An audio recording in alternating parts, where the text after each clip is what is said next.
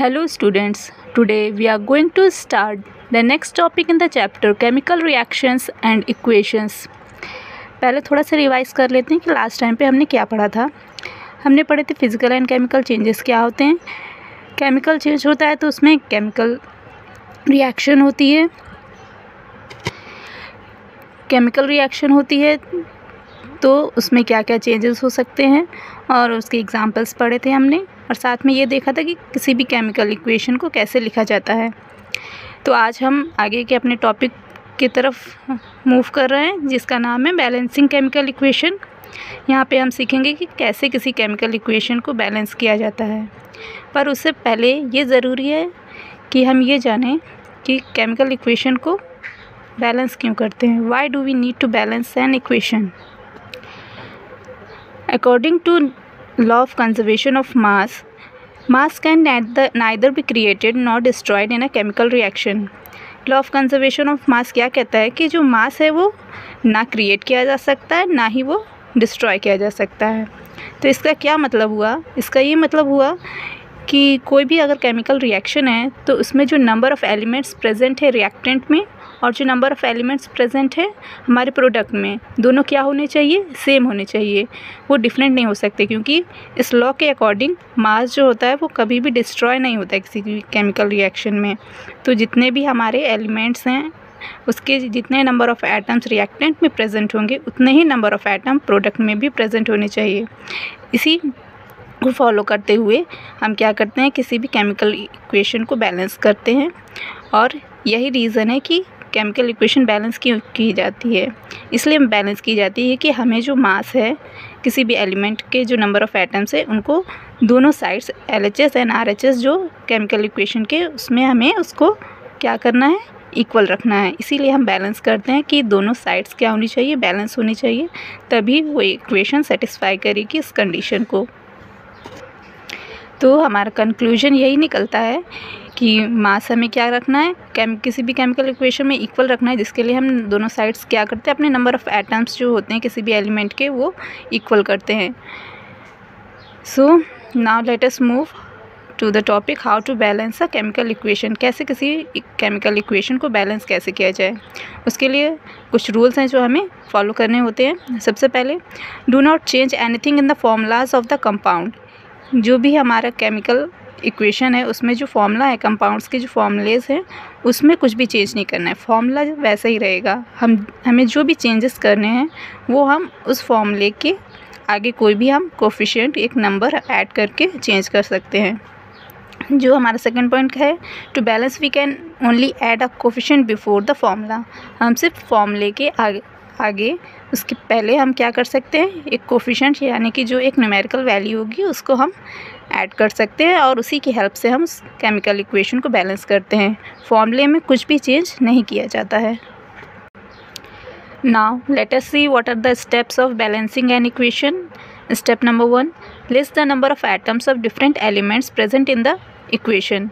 Means अगर कोई भी केमिकल इक्वेशन लिखी हुई है तो उसमें जो नंबर ऑफ़ एटम्स होंगे किसी भी एलिमेंट के वो हमें देखने हैं कि किस एलिमेंट के कितने नंबर ऑफ़ एटम्स प्रेजेंट हैं। पहले तो हमें ये उसको अच्छे से देख के स्टडी करना है कि कितने नंबर ऑफ़ एटम्स प्रेजेंट हैं।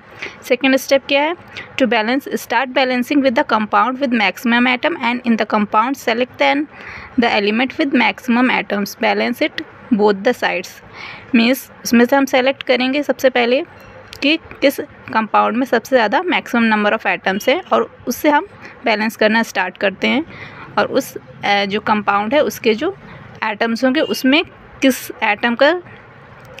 एलिमेंट के मैक्सिमम नंबर ऑफ़ एटम्स हैं उनको सबसे पहले बैलेंस करेंगे। और इसी तरीके से स्टेप 3 में क्या है कि इसी तरीके से हम रेस्ट ऑफ द एटम्स जो होंगे उनको 1 बाय 1 करके दोनों साइड्स पे रिएक्टेंट्स एंड प्रोडक्ट्स में बैलेंस करते हुए चलेंगे, और 1 बाय 1 स्टेप वाइज हम उसको बैलेंस करेंगे कि both of the sides of the equation become equal. This method of balancing is known as hit and trial method, और इसी मेथड से हम क्या करते हैं, किसी भी केमिकल इक्वेशन को बैलेंस करते हैं। तो अब देखते हैं कि एग्जाम्पल क्या है। एग्जाम्पल देखते हैं तो हमें अच्छे से समझ में आएगा कि कैसे किसी भी केमिकल इक्वेशन को बैलेंस किया जाता है। तो हम फर्स्ट एग्जाम्पल लेते हैं, Mg + O2 = MgO। जो हमारा पहला एग्जाम्पल जो हमने प्रीवियस टर्म पे पढ़ा था उसी से लिया हुआ है। इसमें क्या है, हम देख रहे हैं Mg + O2 = NgO। यहाँ पे हमें पहले देखना है हमारा जो स्टेप था उसमें क्या लिखा हुआ था कि जिसमें maximum number of atoms present है वो कंपाउंड हमें लेके उसके एलिमेंट्स को पहले इक्वल करना है। अब इसमें क्या है, पहले ऑक्सीजन हमें दिखाई दे रहा है कि ऑक्सीजन में क्या है, नंबर ऑफ़ एटम्स कितने हैं, 2 हैं और यहाँ पे कितने हैं, 1 है। तो पहले हम ऑक्सीजन को बैलेंस करते हैं। ऑक्सीजन को बैलेंस, यहाँ पे कितने 2 एटम्स है ऑक्सीजन के और प्रोडक्ट में क्या है 1 है, तो इसको हम बैलेंस करेंगे। यहाँ 2 है तो हमें यहाँ पे भी 2 ऑक्सीजन एटम्स की ज़रूरत है। तो उसको बैलेंस करने के लिए हमें जो हमारा पहला रूल क्या था कि हमें फॉर्मूले में कुछ चेंज नहीं करना है, हम उस फॉर्मूले के जो आगे क्या है हम कोफिशिएंट ऐड कर सकते हैं। तो अगर यहाँ पे 2 है तो हमें यहाँ पे भी 2 करना है। उसके लिए हम क्या करेंगे कि यहाँ पे हम 2 ऐड कर देंगे। ठीक है, तो अब हमारा फॉर्मूला क्या हो गया, Mg 2MgO हो गया। अब ऑक्सीजन तो बैलेंस हो गए, ऑक्सीजन यहाँ पे भी 2 है, यहाँ पे भी 2 है, लेकिन यहाँ पे हमने अगर 2 लगा दिया तो ये 2 है वो किस Mg के लिए भी यूज़ होगा और ऑक्सीजन के लिए भी यूज़ होगा। तो अब हमें क्या करना पड़ेगा, यहाँ पे Mg अब क्या हो गए हैं, 2 Mg हो गए, 2 एटम्स ऑफ Mg हो गए हैं। तो हमें यहाँ पे भी क्या करना पड़ेगा कि 2 एटम्स ऑफ Mg करने पड़ेंगे। तो इसके लिए हम क्या करेंगे, यहाँ पे भी हमें 2 लगाना पड़ेगा।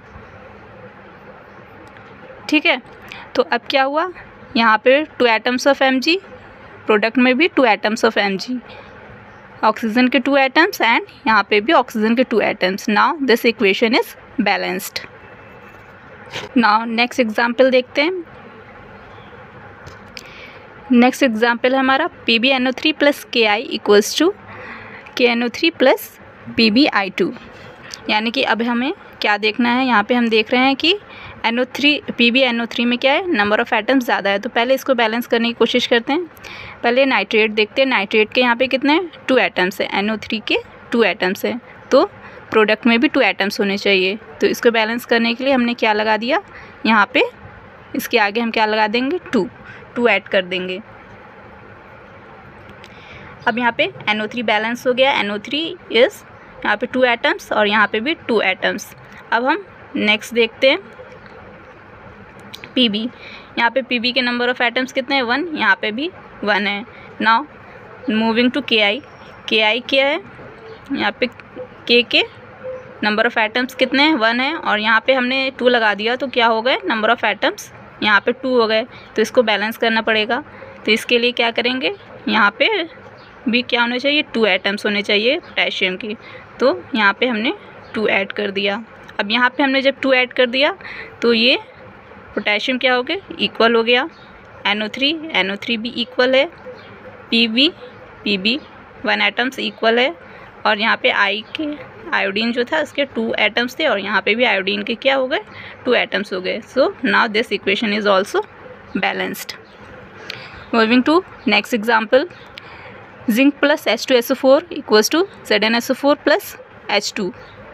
अब इसमें देखते हैं कि एटम्स हमें कितने एटम्स है और कैसे बैलेंस करना है। यहाँ पे जिंक नंबर ऑफ़ एटम 1 है, यहाँ पे भी 1 है, इक्वल है। नेक्स्ट H2SO4 इसमें सल्फेट के नंबर ऑफ़ एटम्स 1 है और यहाँ पे भी सल्फेट के नंबर ऑफ़ एटम्स 1 है, तो सल्फेट बैलेंस्ड है। हाइड्रोजन को देख रहे हैं तो हाइड्रोजन क्या है, 2 एटम्स है हाइड्रोजन के और यहाँ पे भी 2 एटम्स हाइड्रोजन के। That means this equation is already balanced. हमें कुछ भी बैलेंस करने की ज़रूरत इसमें नहीं है। नेक्स्ट इक्वेशन हम देखते हैं हमारी Fe + H2O = Fe3O4 + H2। अब इसको बैलेंस करने की कोशिश करते हैं। अब इस इक्वेशन में क्या है, हमने देखा Fe + H2O = Fe3O4। Fe3O4 यहाँ पे नंबर ऑफ़ एटम्स क्या है, ज़्यादा हैं, तो इससे बैलेंस करने की कोशिश करते हैं। यहाँ पे इसमें क्या, अब इस एलिमेंट में मैक्सिमम एटम्स किसके हैं, ऑक्सीजन के 4 एटम्स हैं। तो पहले हम इसको बैलेंस करने की कोशिश करते हैं। यहाँ पे 4 ऑक्सीजन है तो यहाँ पे भी 4 ऑक्सीजन होने चाहिए। तो इसके लिए हम क्या करेंगे, इसके आगे कोफिशिएंट क्या ऐड कर देंगे, 4। अब 4 हमने यहाँ पे ऐड कर दिया तो ऑक्सीजन क्या हो गए, 4 दोनों साइड हो गए, इक्वल हो गए। अब हमें क्या करना है, अब हमने यहाँ पे 4 ऐड कर दिया, तो इसकी वजह से क्या हो गया, हाइड्रोजन यहाँ पे कितने हो गए 4 और यहाँ पे 2, 4 × 2 8 नंबर ऑफ हाइड्रोजन्स हो गए। तो यहाँ पे भी क्या होने चाहिए, 8 हाइड्रोजन्स होने चाहिए। इसके लिए क्या करेंगे, हमें ऐसे नंबर यूज़ करके हमें यहाँ पे कोफिशिएंट लगाना पड़ेगा कि हाइड्रोजन्स 8 हो जाएं। तो यहाँ पे क्या लगाएं ऐसा कि 8 हाइड्रोजन्स हो जाए, उसके लिए हम क्या लगाएंगे 4 ऐड करेंगे। तो नाउ 4 × 2 = 8 हाइड्रोजन यहाँ पे भी, 8 हाइड्रोजन यहाँ पे भी, तो हाइड्रोजन भी बैलेंस्ड हो गए हमारे और ऑक्सीजन भी हमारे यहाँ पे बैलेंस हो गए। नाउ क्या बचा, आयरन Fe बचा। यहाँ पे Fe के नंबर ऑफ एटम्स कितने हैं, 3 हैं, और यहाँ पे भी हमें क्या करने पड़ेंगे, 3 एटम्स करना पड़ेगा। तो इसके लिए हमने क्या किया, यहाँ पे 3 कर दिया।